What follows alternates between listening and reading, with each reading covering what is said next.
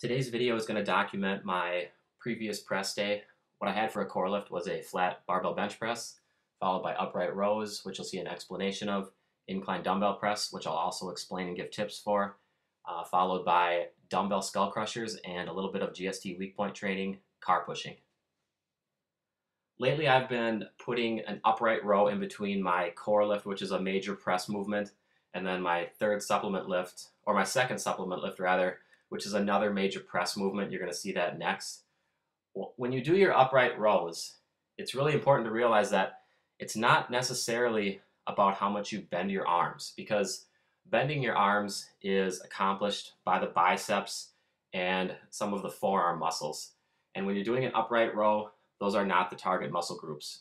What you're trying to hit here is primarily the front and medial delts, and also the traps are going to come into play as well.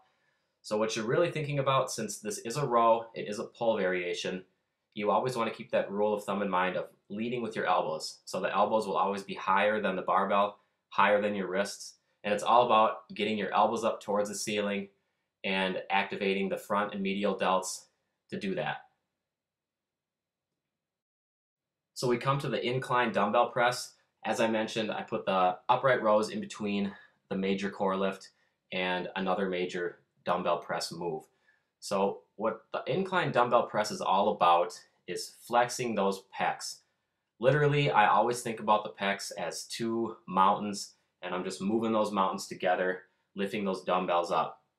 The triceps play a role, the front delts play a role, but literally when I'm doing it, I'm focusing on the pecs. Incline dumbbell press and even the flat dumbbell press is a great movement to hit the chest, and you can see I use it as one of my major supplement lifts here. What you're going to see is the fact that I'm keeping my elbows directly under my wrists or right under the center of the dumbbell. That's important because the line of power is vertical. It's just going to help me push that dumbbell straight up towards the ceiling. That's something that you want to think about as well and incorporate that into your press training. Regardless of the press, use that rule. Typically, I advocate using a large movement for the triceps, and when I think about large movements, I'm talking about like a barbell skull crusher or a close grip bench press or a dip. However, when you train for years and years on end, it's common to just mix things up, and that's what I'm doing right here. I'm doing a dumbbell skull crusher, one tricep at a time. What's really important is that I focus on my elbow really staying in about one position. It might move back and forth slightly, but what this movement is all about is literally just keeping the upper arm from the elbow to the shoulder stationary and moving that forearm up and down.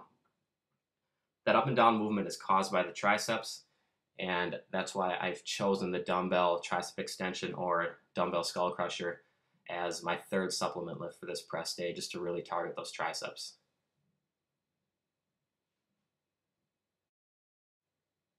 I don't know if you saw my message on the GST Facebook page, but I was talking about unconventional calf training. Calf training for me is a part of my GST weak point training.